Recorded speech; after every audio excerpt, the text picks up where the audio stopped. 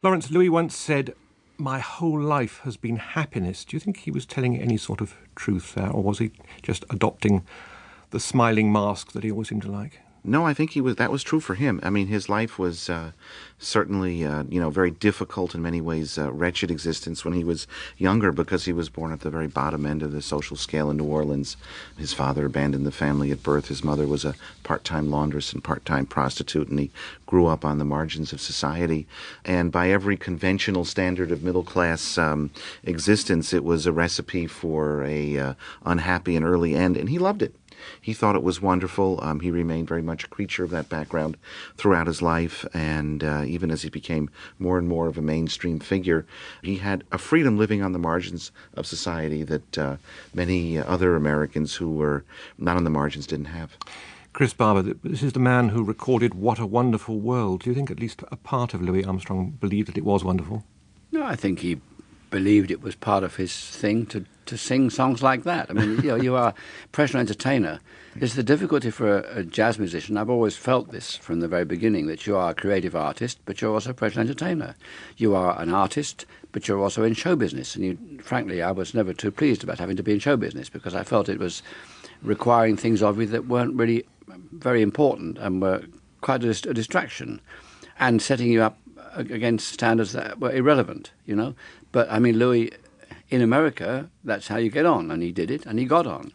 He believed to the end of his days that he'd been born on the 4th of July, 1900. Actually, it was the 4th of August the following year, but nobody disputes that it was in New Orleans and that his father ran off and his mother made a living by having lots of so-called boyfriends. Chris Barber, it's the classic childhood of a jazz musician of that generation, isn't it? Well, if you were black in the South, yes, it was classic. I mean, black people living in New Orleans, the group he came from, were the bottom end. And he came out of that, and by his amazing ability to bounce back, in effect, he did it. And he found a good way through things. He found people who were nice to him, the Jewish family he worked for and treated him really well, for example. He had a kind of character that he felt he had to do something and did it. He dropped out of school when he was only 11. He made a few bucks selling coal off a cart in Storyville in New Orleans, and he acquired his first trumpet and started to play like the jazz musicians he heard around town. But, Lawrence, we don't really know what jazz was like before Louis Armstrong, do we? It's hard for us to know exactly because it was before the age of recording.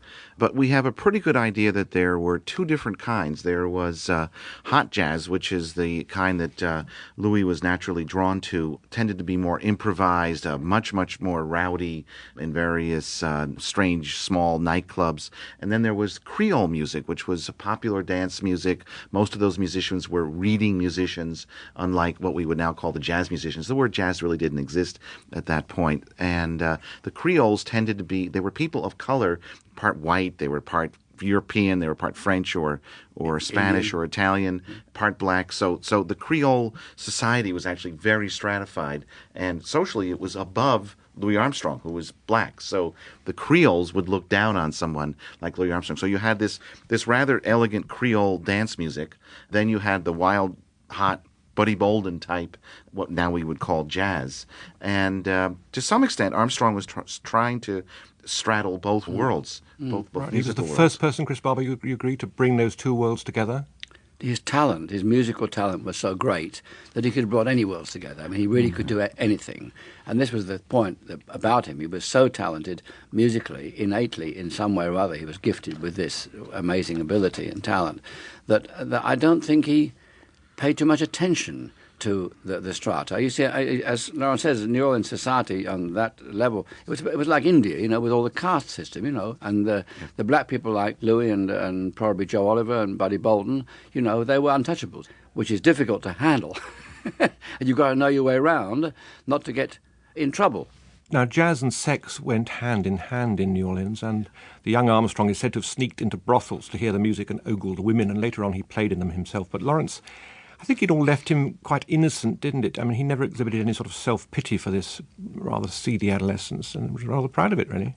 I think he was proud of it. I think he flaunted it. I think he cultivated it over the years and decades as a kind of a Storyville daydream that he sold as part of his persona to the rest of the world, and it's really, integral to the entire jazz ethos. Now, oddly enough, Louis had, at the same time, very bitter feelings about New Orleans.